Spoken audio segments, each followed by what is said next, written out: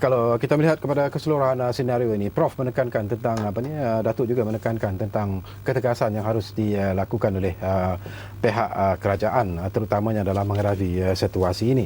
Dan harapan Prof sendirilah kepada rakyat Malaysia yang berada di luar sana, tak kiralah yang beragama Islam ataupun tidak, janganlah agama Islam itu terus diperkotak-katikkan ataupun terus dihina dari masa ke semasa. Dan harapan saya bagi rakyat Malaysia yang beragama Islam, mereka mempunyai tanggungjawab untuk memastikan agama Islam ini tetap suci dan sentiasa suci negara ini, dan terpelihara dan sentiasa terpelihara. Berduduk diam sahaja tidak dapat membantu apa-apa. Paling-paling tidak dia harus bersuara, membuat memorandum, membuat komentar-komentar terbuka, membuat laporan-laporan puris secara individu apa untuk sejarah jawatankuasa penduduk yang ada. Ini adalah kerana kita mempunyai kontrak yang jelas kepada Allah. Apabila kita mengucap la ilaha illallah Muhammad Rasulullah, kita mengangkat Allah itu tiada Tuhan yang aku sembah melainkan Allah, itu tanggungjawab kita untuk memelihara kesucian Allah itu sendiri. Jika kita tidak melakukannya, saya takut nanti barangkali nama tak panjang, dia akan dipersoalkan ketika kita berada di dalam barisan nanti. Itu satu. Nombor dua, kepada parti-parti politik yang akan bersidang tidak lama lagi, seperti Datuk Hassan kata, parti politik UMNO dan juga parti politik PAS, resolusi yang keras hendaklah diperbincangkan. Jangan buat mesyuarat bahagian cawangan hanya sekadar 10 minit, 15 minit. Wadah perjuangan UMNO harus kita tahu dan ertikan. Mengadakan mesyuarat dalam keadaan negara yang sebegini harus membawa satu isu yang hendak diketengahkan di bahagian. Apabila bahagian bermesyuarat, jangan hanya berfikir untuk memilih siapakah ketua, tetapi membawa isu-isu yang kritikal seperti ini untuk diketengahkan di peringkat pusat. Itulah gunanya mesyuarat bahagian. Ketiga, begitu juga dengan PAS, ya. Saya begitu dengan PAS. Ketiga, tak lama lagi didengar cerita bahawa Akta Hasutan akan ditukar kepada Akta Keharmonian Nasional.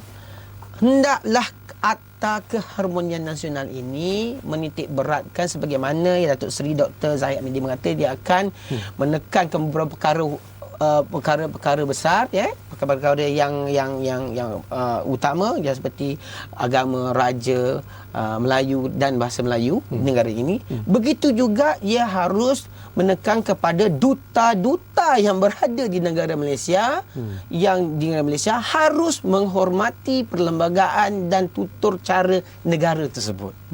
Ya, jika mereka melanggar Akta Keharmonian Nasional ini dengan suara-suara mereka, maka mereka boleh diambil tindakan. Jadi saya memohon agar ada gerakan wadah yang menjadikan penyatuan. Dulu tentang Palestin kita boleh duduk sama menentang Israel, ya. Sekarang kita harus duduk bersama, tak kisah parti politik apa.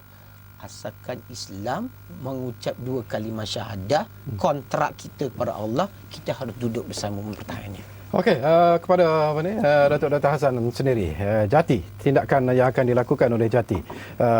Kalau tadi kita sebut tentang sikap kurang ajar Joseph Marino. Jadi macam mana nak ajar dia supaya tidak lagi menjadi begitu kurang ajar? Okey. Pertama sekali, kita berhendakkan seluruh rakyat Malaysia yang cintakan agama, yang cintakan Allah, yang cintakan Rasul, yang cintakan Islam, cuba like fanpage kita. Fanpage kita bantah kebiadaban Duta Vatican. Bantah kebiadaban Duta Vatican. Like kan saja. Kemudian nombor 2, oleh kerana kita memikirkan benda ini sangat penting, besok kita akan mengadakan sekali lagi mesyuarat di antara NGO ini. Dan kita bermesyuarat untuk mengambil satu kata putus. Untuk kita pergi ke kedutaan Vatican City. Tempatnya kita dah tahu dah. Kita dah tengok Google Map, ada tempatnya. Kita dah tengok dah. Dan kita harap kita dapat berhimpun beramai-ramai untuk menyerahkan satu notah bantahan kepadanya. Sekiranya duta daripada Vatican City tidak memohon maaf, mengakui kesilapan dan kesalahannya, dan selepas itu memberikan sesuatu kepada kita, terutamanya teman-teman dalam NGO ini, bagaimana nak meredakan keadaan di antara hubungan NGO dengan Vatican City melalui duta. Yang berikutnya saya nak menyebutkannya, pada saya ini mungkin ada hikmahnya. Dalam bulan Ramadan ini berlaku, ada hikmahnya. Hikmahnya ialah kalau sekarang ni Cik Syakawi susah nak cari tali menyatukan orang Islam, menyatukan orang Melayu. Tali politik tak nampak berjaya. Tali sosial tak nampak berjaya. Tali projek-projek tak nampak berjaya. Tapi tali kalimah Allah ini barangkali inilah di antara hikmahnya yang disampaikan kepada kita dalam bulan Ramadan ini.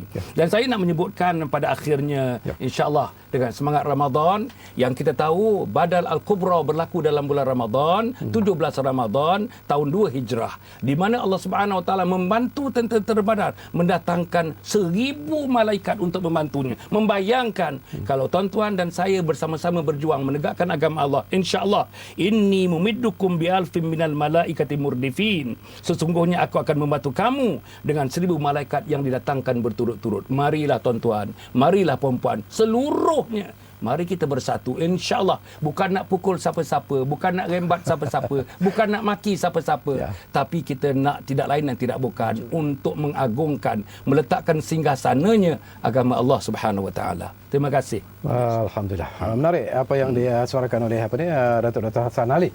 Barangkali kita ada masa 1 minit lagi atau 1 lebih kurang begitulah. Jadi saya juga nak bagi kesempatan ini di saat-saat terakhir ini kepada Prof.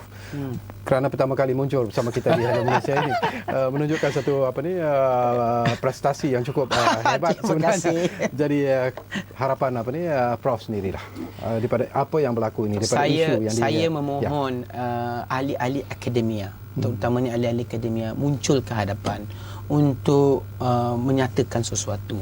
Saya tahu ada persatuan akademik di negara ini. Saya tahu ada majlis profesor negara. Mereka harus muncul ke hadapan untuk menerangkan perkara ketidakpuasan hati mereka tentang perkara ini. Saya percaya mereka juga tidak juga puas hati tentang perkara ini. Tetapi suara-suara NGO Islam sahaja tidak mencukupi. Suara-suara orang-orang kerdil seperti saya tidak mencukupi.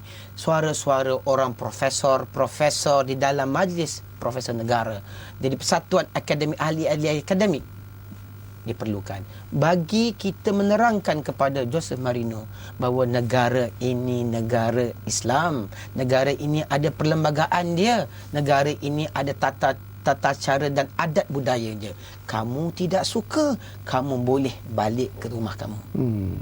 Kita harus beritahu. Sebab setiap kali kita pergi ke rumah orang, kita selalu mengikut undang-undang. Pergi ke Saudi Arabia, kita ikut undang-undang Saudi Arabia. Pergi ke Amerika, kita ikut undang-undang Amerika. Pergi ke Jepun, kita ikut undang-undang. Jadi kalau tak suka, macam Ahmad Nespu kata, kalau tidak suka, Ahmad Nespu kata, Syed Saddiq Sigaraga kata, you get out.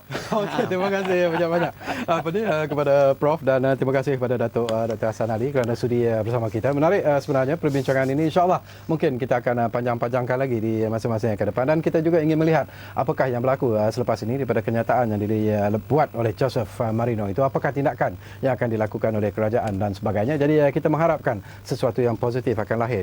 IMR TV, saluran Ramadan Anda.